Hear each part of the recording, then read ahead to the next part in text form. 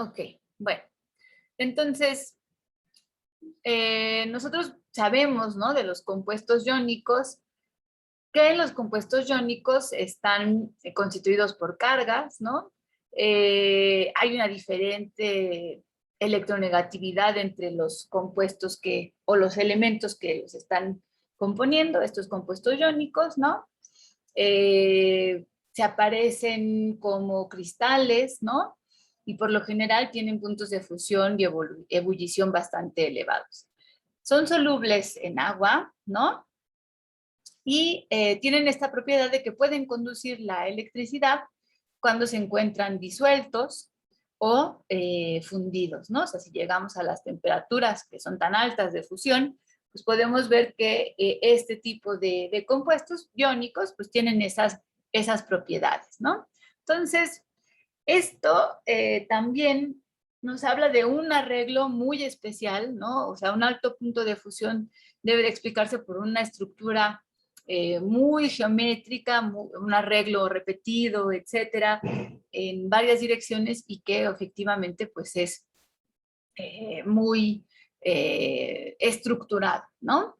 Y entonces esto hace pues que tenga un punto de fusión bastante alto. Y ahora vamos a ver cómo son estas estructuras, ¿no? Déjenme poner nada más una cosa. Vale. Ok, entonces, ¿cuál es esta estructura de los compuestos binarios? Pues podemos ver que hay formas en las que se acomodan los aniones y los iones, ¿no? Y una forma común que utilizamos en química inorgánica es considerar a estos aniones o estos iones, ¿no? Como esferas rígidas, ¿no?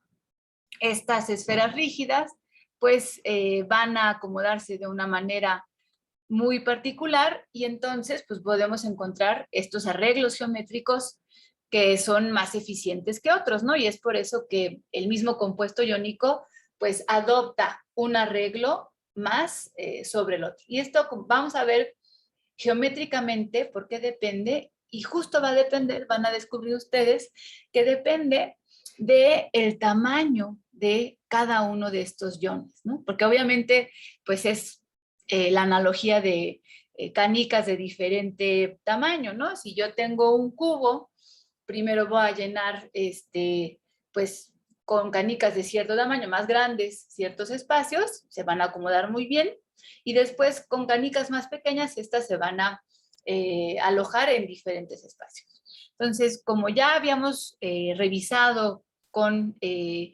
la página donde podemos modular y ver los modelos justamente de todos estos empaquetamientos compactos, ¿no? Podemos ver también cuál será la relación entre el tamaño de los iones y qué estructura va a ser más favorecida para estos, ¿no? Entonces, habíamos visto en el modulado, bueno, esta no la habíamos visto, pero la vamos a ver ahora, cómo es, por ejemplo, un empaquetamiento por capas.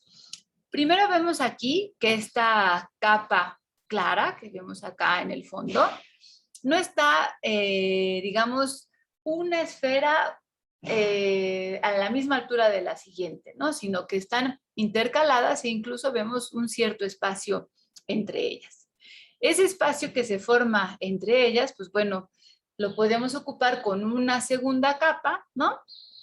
Y después, si una tercera capa ocupa el mismo lugar de la primera, aquí incluso los vemos del mismo color, la café claro, un azul, que es la siguiente capa, y de nuevo la café claro que está sobrepuesta sobre la misma, podemos ver que generamos un patrón, ¿no? Que se repite en todas las direcciones y que es el patrón que conocemos como una celda cúbica centrada en el cuerpo, ¿no? Tenemos en el centro de este cubo, de nuevo, una esfera, ¿no? Entonces, este tipo de empaquetamiento por capas se conoce como la cúbica centrada en el cuerpo y es un empaquetamiento bastante particular. El siguiente empaquetamiento que vamos a ver ahora es igual este que estamos analizando, pero ahora acomodando a a las esferas en una manera un poco más compacta. Vean la diferencia de separación en las esferas cafés, en esta lámina, y la separación en esta lámina. Las esferas cafés en esta lámina están formando como una florecita, ¿no? Y de hecho, la florecita está aquí, ¿no? Estas flechitas que les estoy poniendo. Entonces, están mucho más empacadas estas esferas, ¿no? De hecho, una esfera está tocando a, bueno, 2 por abajo, 2 por arriba e incluso a los lados, ¿no? De hecho, esta aquí en el centro vemos que está tocando en una misma capa a 1, 2, 3, 4, 5, 6. En la anterior, pues prácticamente no se estaban tocando estas dos, ¿no? Y había una gran separación entre la primera y la segunda, ¿no? Estaba una ahí en el medio. En este caso también vemos que la capa azul que vemos aquí abajo, pues también está ocupando una posición diferente, y la capa rosa que volvemos a ver arriba, esta pues está justamente a la misma altura que la primera capa, ¿no? Entonces es una capa A, B, A. Y lo que podemos ver es pues un arreglo de alguna manera hexagonal, ¿no? Y lo conocemos como el arreglo hexagonal compacto. Por último, si para estas esferas que ahora están más compactas, ¿no? La capa A, la capa B, una capa C se coloca en otra posición, como lo vimos en el modelado, vamos a ver que se genera una nueva empaquetamiento por capas y que lo vemos ya de esta manera. De hecho, sí vale la pena que regresemos a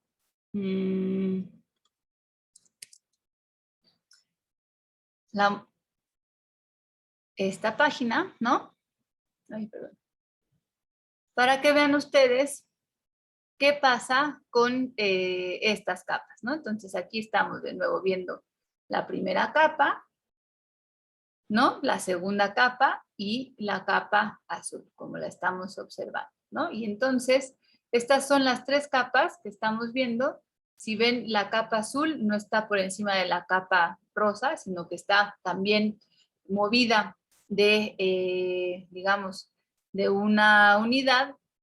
Y si vemos justamente cómo se ve la celda en estas capas, ahora sí volvemos a darle la vuelta, vemos la capa A, B, C, las vemos por arriba y ahora vamos a ver cómo crece la capa A y vemos que no cae sobre esta azul, ¿no?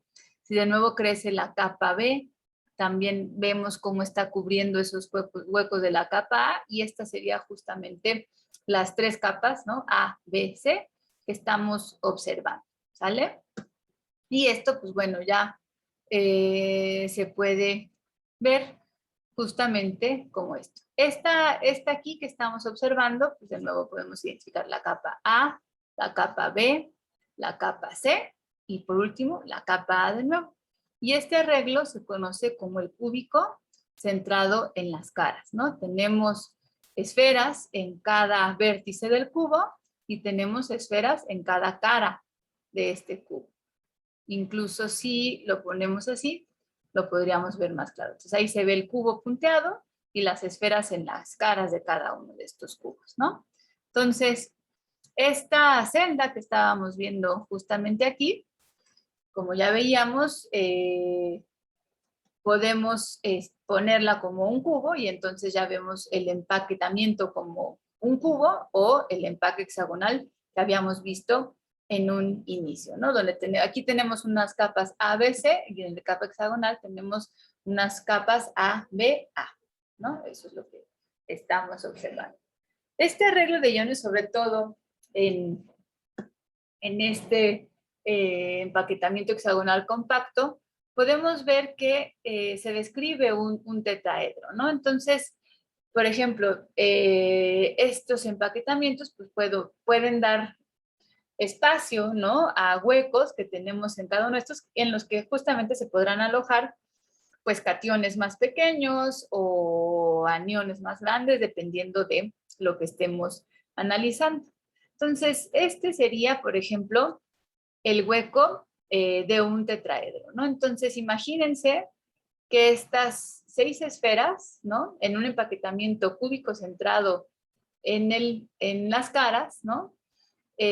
Son justamente las esferas que están en las caras de ese cubo, ¿no? 1, 2, 3, 4, 5, 6.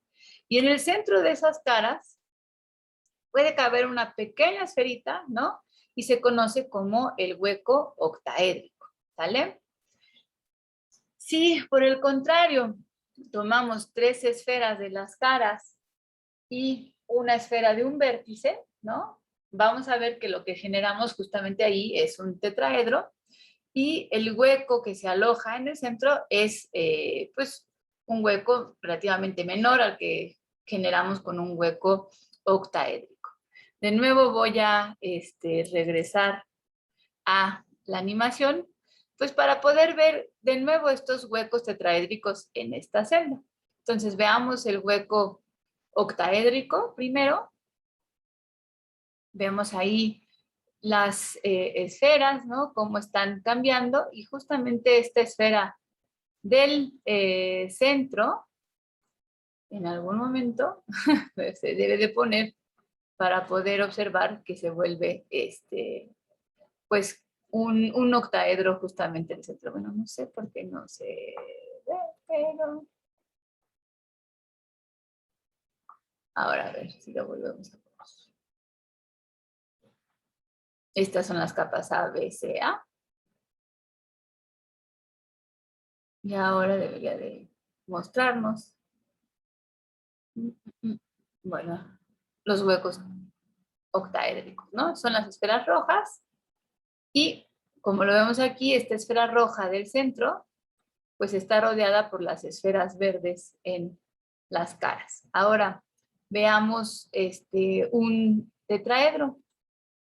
Un tetraedro, vamos a ver aquí, están estas esferas azules y estas esferas azules, como vemos, si vemos esta que está aquí, la primera, pues está justamente entre 1, 2, 3, 4 esferas, ¿no?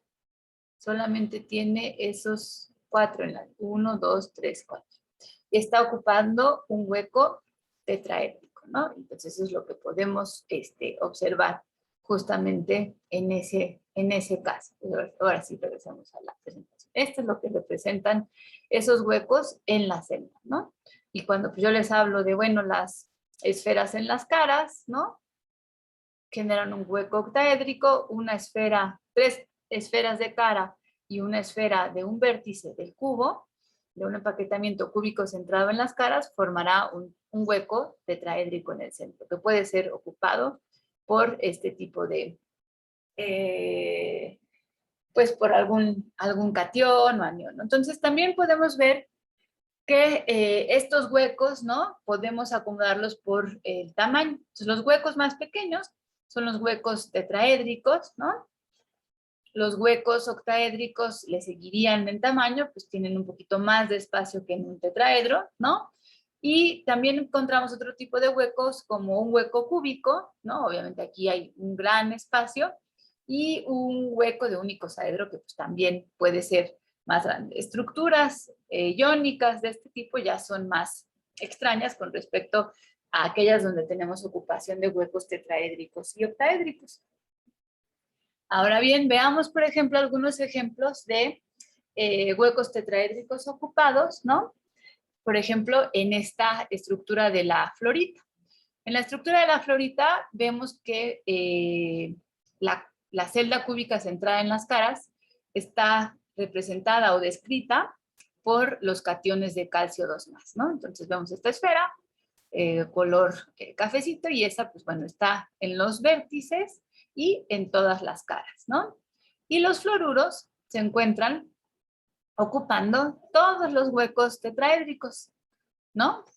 Que eso es lo que estábamos justamente observando ahí. Si de nuevo queremos volver a practicar para la florita, podemos encontrar el fluoruro de calcio, como la vemos aquí, esta sería justamente la celda. Como la vería yo con esferas todas rígidas, sin barras, pues de esta manera, ¿no? Entonces tengo unas esferas rojas que son los, digamos, los átomos de calcio, y unas esferas grises, que son los átomos de flúor, ¿no? Más grandes. Entonces, vemos aquí justamente los calcios y los flúores. Ahora los vemos por aquí, ¿no? Entonces, ¿qué es lo que estoy observando aquí? Justamente si veo los poliedros, ¿no?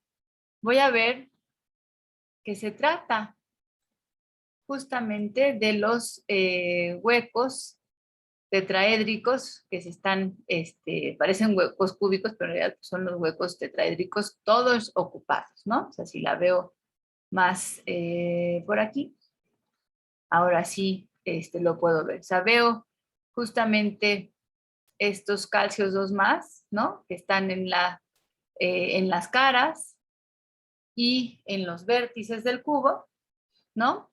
Y que los fluoruros están justamente ocupando todos los huecos tetraédricos. Este flúor, ¿no? Está justamente aquí entre 4 calcios, ¿no? 1, 2, 3, 4, 1, 2, 3, el de atrás 4, y así los puedo ir describiendo, ¿no? Eso es lo que vemos en un tipo de estructura, perdón, que se conoce como fluoruro de calcio o fluorita, ¿no?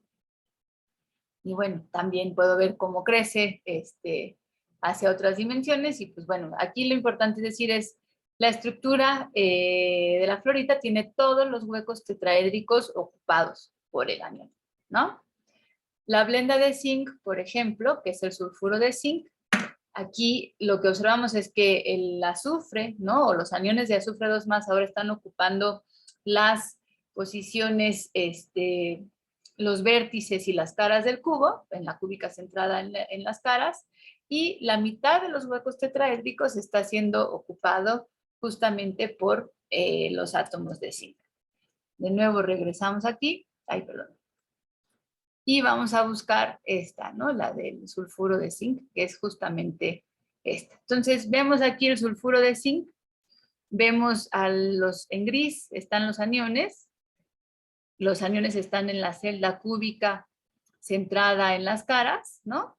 Y entre la mitad de los huecos tetraédricos están localizados justamente los cationes de zinc, ¿no? Entonces, estos son los cationes de zinc.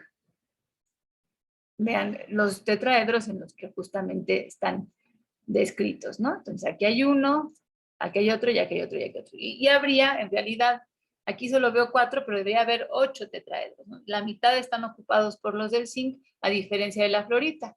Allí en el caso de la fluorita veíamos que todos estaban ocupados. ¿Alguien quiere decir algo?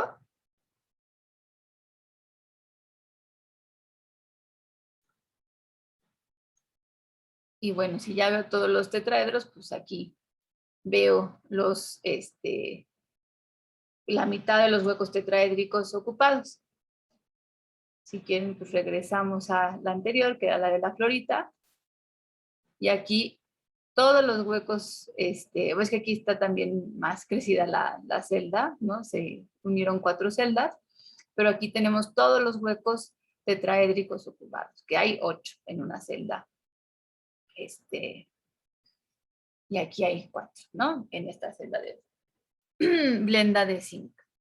Bueno, ahora, yo les decía que pues dependiendo de digamos, la mezcla de cationes y aniones, y pues obviamente los diferentes radios, porque pues los cationes y los aniones tienen diferentes radios, y pues podemos tener diferentes compuestos binarios, compuestos iónicos binarios, pues bueno, podemos tener diferentes celdas. Y hay una relación de radios para poder encontrar, por ejemplo, un átomo en un hueco tetraédrico. Y estos cálculos se hacen por simple trigonometría, ¿no? Entonces, digamos que ahora, ¿no? En esta blenda de zinc que acabamos de analizar, yo considero, ¿no? A los aniones, ¿no? Que están formando el tetraedro, ¿no? Y obviamente a la esfera que está dentro, voy a calcular por trigonometría justamente cómo se acomodan esas esferas y cómo puedo llegar a esa relación de radios. Entonces, si yo quiero conocer en este tetraedro la distancia entre A y B, pues, y A y B son el mismo átomo o esferas del mismo tamaño, entonces esto sería justamente 2 veces el radio. Aquí vemos un menos y es porque se trata de los aniones, ¿no? Por ejemplo, describiendo ese hueco tetraédrico, ¿sale? Ahora bien, si yo quiero calcular la distancia, ¿no? De esta barrita A, pues esta pues justamente va a ser la raíz cuadrada de 2 veces el radio negativo. Recuerden que esto es trigonometría, ahorita hacemos un repaso de pues Pitágoras, ¿no? Para justamente poder ver estas reglas mucho más claras, ¿no? Ahora la distancia entre A y C, ¿no?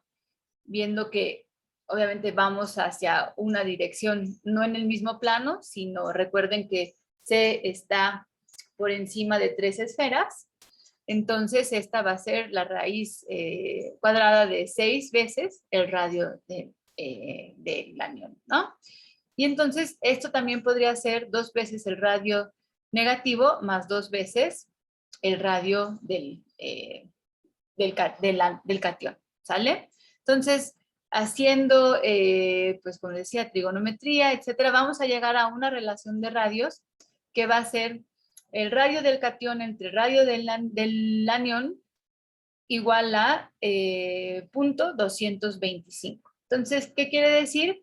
Que el radio del anión es mucho más grande que el radio del catión y esta sería la relación de radios para que yo pudiera ocupar huecos tetraédricos, ¿no?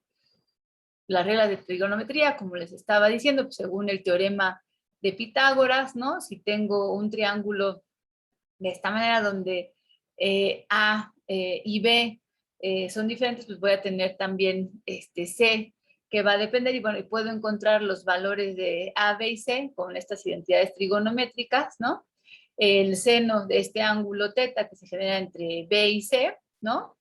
Va a ser igual a A entre C, el coseno de este ángulo va a ser igual a B entre C y el seno cuadrado de este ángulo y el coseno cuadrado de este ángulo va a ser igual a 1. Entonces, con base en eso, puedo ver, por ejemplo, para diferentes ángulos, ¿no? Qué valores tiene, por ejemplo, para un ángulo teta de 0 grados, el seno pues, es 0. Y la tangente, pues, de ese ángulo, pues también es 0.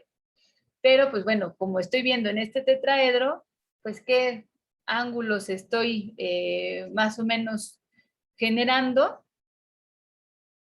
alrededor de 45, ¿no? O en algunos casos 60. Entonces ya por eso pues puedo tener este tipo de relaciones y encontrar justamente esos valores que estoy identificando ahí, ¿no? No me va a meter a resolver las ecuaciones trigonométricas, etcétera. Es algo que, pues, una buena gimnasia mental para recordar todo eso. Y pues les recomiendo que lo traten de hacer. Lo vamos a hacer para una celda más sencilla, ¿no? Que puede ser un hueco o cúbico, ¿no? Eso pues puede ser más sencillo para ustedes. Bueno, ahora, ¿qué es lo que puedo observar para un hueco octaédrico? Un hueco octaédrico, como ya habíamos analizado, pues bueno, habíamos analizado justamente el que está aquí en el centro, ¿no? Cuando analizo únicamente las esferas que están en las caras, ¿no? Y entonces quiero ver lo que le pasa a este. Pero bueno, ya viéndolo de manera lateral, otro hueco octaédrico, pues estaría justamente formado por estos aniones, o imagínense que otro anión estaría aquí, ¿no? En la siguiente celda. Entonces, esta esfera de sodio, ¿no? Que vemos aquí, es la que estamos analizando para medir este hueco tetraédrico, ¿no? Aquí sí vemos ángulos de este triángulo de 45, ¿no?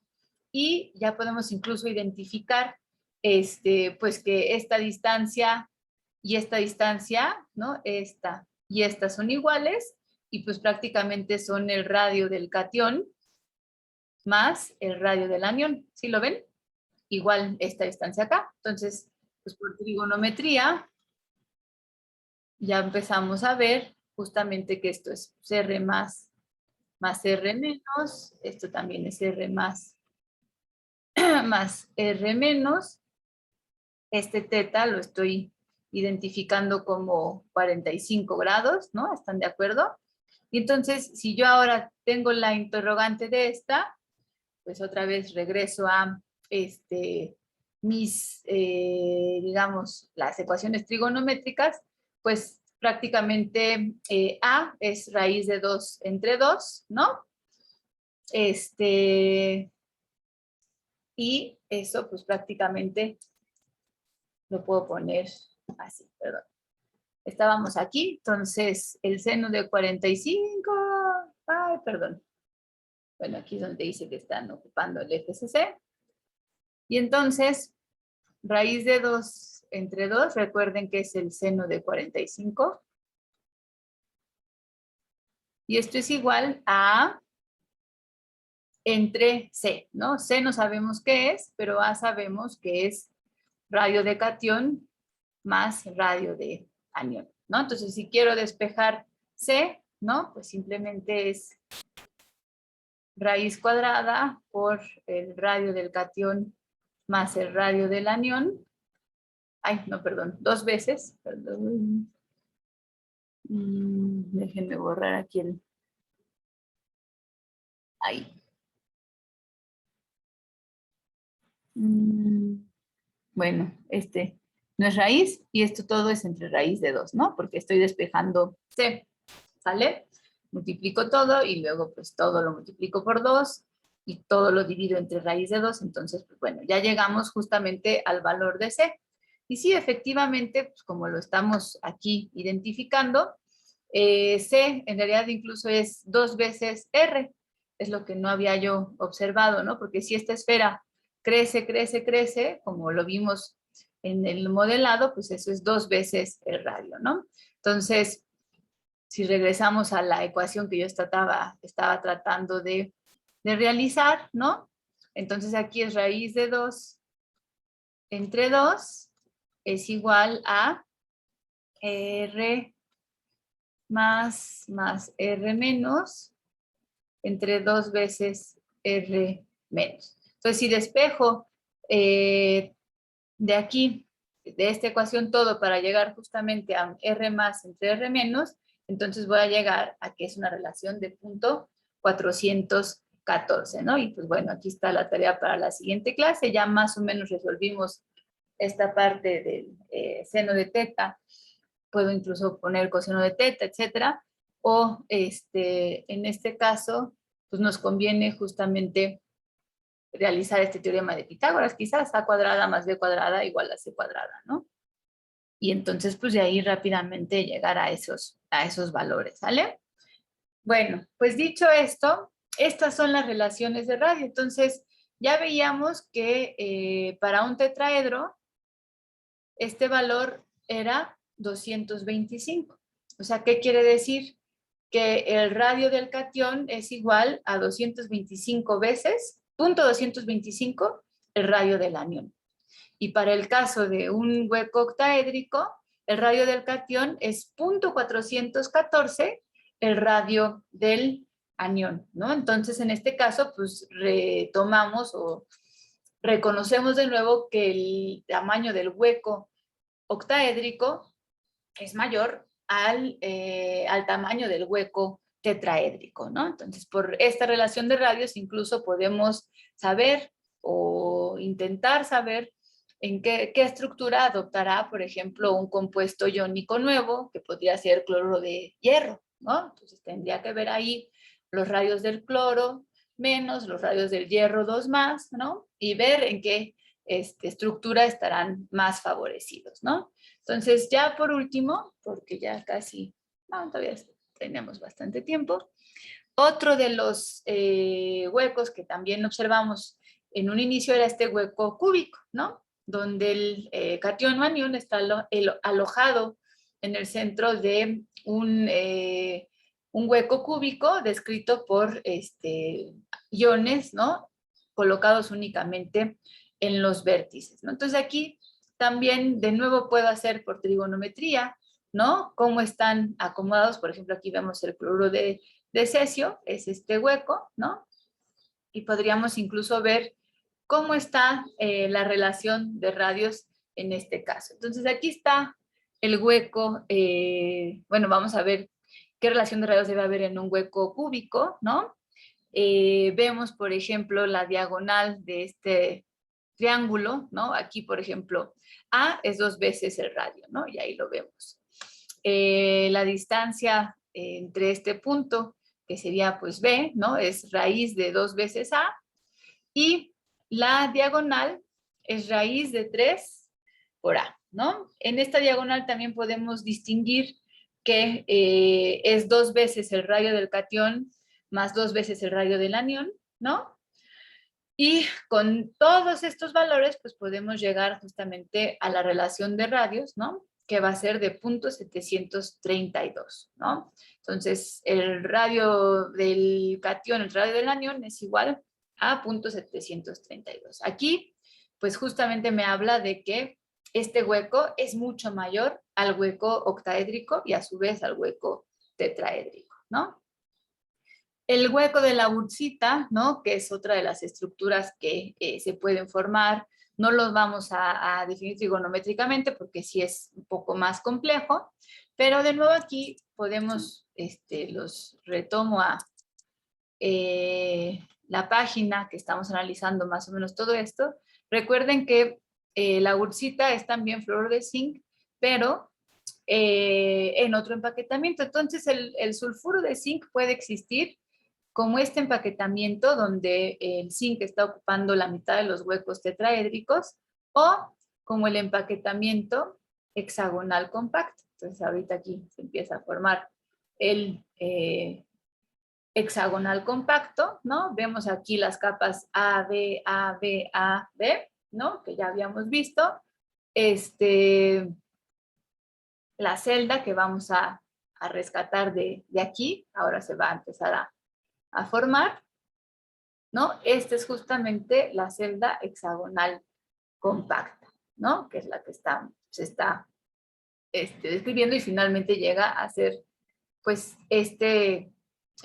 como cubo, ¿no? Pero digamos que esta es la representación mínima de esta celda hexagonal compacta. ¿Vieron cómo se estaba deshaciendo? Entonces, esta celda también tiene huecos octaédricos. Vamos a ver cuáles son. Ahora que aparezcan. Tenemos está describiendo la siguiente parte de la celda, ¿no? Y ahora vamos a ver justamente cuáles son estos huecos octaédricos que se están formando. Bueno, vamos a ver qué nos dice ECO. Entonces, esas esferas rojas son los huecos octaédricos que se forman en este tipo de estructura. Como ven, no es tan sencillo verlos, pero bueno, ya que lo vemos de diferentes perspectivas, corroboramos que efectivamente sí es un hueco octaédrico, ¿sale? Y, por ejemplo, los tetraédricos, bueno, podemos ver también la mitad de estos huecos, como vemos aquí es los T más y los T menos. Y aquí justamente vamos a ver, ¿no? Todos son tetraedros, ¿no? Si vemos de la esquina 1, 2, 3, 4, 1, 2, 3, 4, etcétera, ¿no? Y estos son los T más. Los T menos serían los que estarían por arriba y por abajo, o no, solamente por abajo. Veamos como T más arriba y T menos aquí abajo, ¿no? Y también de nuevo vemos ahí una fila de tetraedros, ¿no? Intercalados uno con otros. Si quiero ver todos los tetraédricos, pues bueno, ahora sí los empiezo a ver. Y son como arriba y abajo, ¿no? Están como intercalados uno, uno, uno, uno. O sea, es difícil esta celda, tampoco es tan sencillo, pero bueno, el chiste es que veamos los huecos tetraédricos. Ahora, si me voy justamente a ¿dónde está? Aquí está, la wurtzita, la blenda de zinc, que es la que estamos observando, ¿no? Aquí vemos, pues, el rosal rojo de aniones, superpuesto con el de los cationes y luego las otras capas. Si yo lo hago por llenado de espacio, más o menos se llega a ver así, ¿no? La capa, sabemos en rojo, ¿no? Las rositas y en el centro esos tres. ¿Y cuáles son los huecos que se están llenando? Por ejemplo, vamos a ver los poliedros.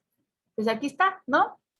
Vemos justamente los poliedros de azufre que están ahí. Aquí como que salió mal la, porque pues son más, ¿no? Entonces vemos al zinc ahí, en el centro de ese tetraedro, ¿no? Ok, es la coordinación de zinc. Ahora vemos el arreglo justamente hexagonal compacto del zinc y podemos ver el arreglo hexagonal compacto del sulfuro, ¿no? Entonces, pues bueno, esto más o menos trata de ayudarnos a ver algo que vemos aquí muy plano, ¿no? Y que pues no es tan sencillo de observar, ¿no? Entonces, por eso es importante, pues recurrir a los modelos donde podemos cambiar la geometría y realmente ver qué es lo que está formándose. De hecho, bueno, en esta estructura, pues se trata de ver justamente dónde es que están los átomos de zinc. Como veíamos, pues bueno, están en los huecos tetraédricos. Y otra de las celdas que también es muy común, ¿no? Pues es la de arseniuro de níquel. La de arseniuro de níquel está un poquito más compleja. Aquí lo que vemos es que se forma por huecos tetraédricos como en la wurtzita, y ahora lo vemos justamente a partir de ahí como una rebanada de pan, ¿no? Estos son los huecos tetraédricos de la wurtzita que ya estuvimos analizando. Otra vez puedo regresar, ¿no? A la animación. Aquí estaba la blenda de zinc, acá arriba. Digo, el arsenuro de níquel, ¿no? Entonces aquí vemos otra vez el arsenuro de níquel. Vamos a ver primero que nos enseñe por llenado de espacio, porque todavía a mí, hasta a mí me cuesta trabajo ver justamente el arreglo, ¿no? Hexagonal compacto. Vamos a ver si los arsénicos nos lo dicen. Los arsénicos ya nos están diciendo cómo se están acomodando, ¿no? Entonces debemos de tener justamente eso, ¿no? Aquí está la rosa de arriba, los tres de abajo, bueno, aquí también podemos tener 6, y de nuevo otra vez abajo. El arreglo del arsénico, que ya lo habíamos visto. Ahora vamos a ver el del níquel. No, la coordinación de los cationes de níquel. Lo vemos ahí. ¿En qué hueco está ese níquel? ¿Es un hueco de qué tipo?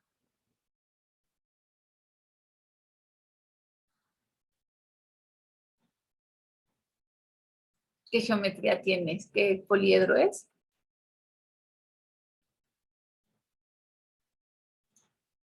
Un octaedro, ¿no? Y el arsénico, pues está ahí sí, ni octaedro ni tetraedro, ¿no? No, ya lo ven ahí, como una rebanada de pastel, ¿no? Pero entonces no es ni tetraedro ni octaedro. Es un hueco un poquito más diverso. Y ya en los poliedros, pues nos describen únicamente los octaedros que observamos en cada átomo de níquel, ¿no? Entonces, bueno, eso es lo que podemos ver. Y por último, pues ya nada más la del cloruro de cesio y la celda del rutilio. Voy a ver si las encontramos aquí. Aquí está la de fluorita, zinc sulfide, cadmium iodide, la del rutilo. Esta del rutilo es también un poco compleja, pero veamos, por ejemplo, el arreglo compacto del oxígeno. Entonces, el oxígeno aquí está haciendo las capas A, B AB, ¿no? Sí lo vemos que es un plano, otro plano y otro plano. La coordinación en cada titanio es como un octaedro, ¿no? Vean ahí en el centro. Y en el oxígeno, como lo vamos a ver, está más bien plano, ¿no? O sea, vemos que el oxígeno está rodeado de 3 titanos. Y la estructura de los poliedros, vamos a ver que nos revela, pues puros octaedros, ¿no? Ahí intercalados en esto. Entonces, pues bueno, es complejo, pero bueno, lo más sencillo que podemos aprender de esta parte, pues es esta tabla que pues, nos ayuda realmente muchísimo, ¿no? Entonces, para compuestos binarios, ¿no? Y aquí sí lo vamos a poner en claro, ¿no? O sea, si estamos hablando de cloruro de sodio, o bueno, aquí ya está, cloruro de cesio, arseniuro de níquel, sulfuro de zinc, ¿no?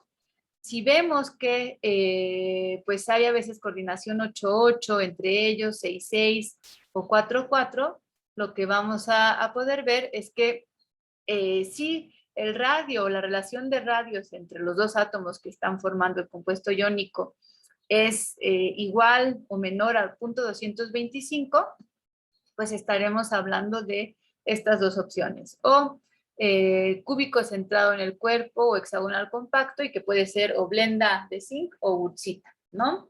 Si su relación de radios es igual o mayor a 414, entonces puede ser la estructura de cloruro de sodio o la estructura de arseniuro de níquel, ¿no? Como ya vimos en los casos. Y si incluso es mayor a 732, entonces es una celda cúbica simple. Pero muchos de los compuestos inorgánicos o compuestos iónicos, ¿no? Como en el caso de, pues aquí tenemos la fluorita, estamos viendo que se trata de una nomenclatura de este tipo, XY2, o incluso habíamos visto que estaba el óxido de sodio, ¿no? Que ya sería como estas. Pues bueno, tengo que ver también su relación de radios y también ahí puedo tener una relación de radios entre 414 y 730.732, pues va a ser una celda del tipo rutilo. Y si va arriba de 732 o igual a 732, pues va a ser la celda de fluorita o antifluorita, ¿no? Entonces, recuerden ir a ver en el, digamos, aquí en la animación, justamente, pues, todas estas posibles celdas, ¿no? Que estoy, o compuestos que estoy observando, la más fácil, pues, justamente es la cúbica centrada en el cuerpo, ¿no? Y analizamos, por ejemplo, aquí está la del óxido de sodio, eh, la fluorita, ¿no? Para estos compuestos que tienen 3 átomos en su fórmula, ¿no? El cloruro de cadmio, ¿no? El cloruro de cadmio, pues bueno, también aquí lo estamos observando. Exacto, esta es otra de aquellas compuestos, ¿no? Que pueden ser, pues, cadmio y 2 cloros, ¿no? Entonces, pues esta también tiene que ver con ese tipo de células, pero ya vean también cómo empieza a cambiar. Bueno, estas ya son un poco más complejas, ¿no? Y son diferentes. Todas estas son el tipo de celdas que puede haber. Aquí, pues, lo único que les recomendaría también hacer, está en inglés, ¿no? Pero pues tratar de responder estas preguntas, ¿no? Hay que utilizar, bueno, todos los modelos animados, ¿no? Y entonces ver, pues, cuál es la relación que existe entre el cloruro de sodio y el arseniuro de níquel. Y entonces, pues, bueno, tratar de explicar con base en las estructuras y los modelos que hay aquí, ¿qué ven de diferente entre estas dos? La blenda de zinc y la wurtzita, ya vimos también los empaquetamientos cúbico centrado en el cuerpo o hexagonal compacto, y también entre cloruro de cadmio y yoduro de cadmio, ¿no? El mismo catión, cadmio, pero con cloros o con yodos, ¿no? ¿Qué es lo que está pasando? Entonces aquí también hay una tabla que completar, ¿no? Y pues bueno, vamos a dejar el corundum, pero hagan sobre todo el cloruro de sodio, o sea, de la al E, ¿no? Y traten de ver el número de coordinación, que sería cuántos átomos están rodeando al catión y al anión. Entonces, esta tabla sí me gustaría que la resolvieran para la siguiente clase y la vamos a completar, pues, en la siguiente clase, ¿no? Y tratando de contar, pues, con base en estos modelos. Bueno, los voy a dejar hasta aquí. Ahora los dejo resolviendo, por favor, este ejercicio. Ahora que los tienen aquí, simplemente le dan clic aquí y debería de llevarlos a la de cloro de sodio. Y entonces, pues ahora sí ver el número de coordinación, por ejemplo, del cloro o del sodio y entonces completar esa tabla con base en estos modelos, ¿vale? Entonces, ¿tienen dudas hasta aquí? No. No, profesor. No creo. Bueno,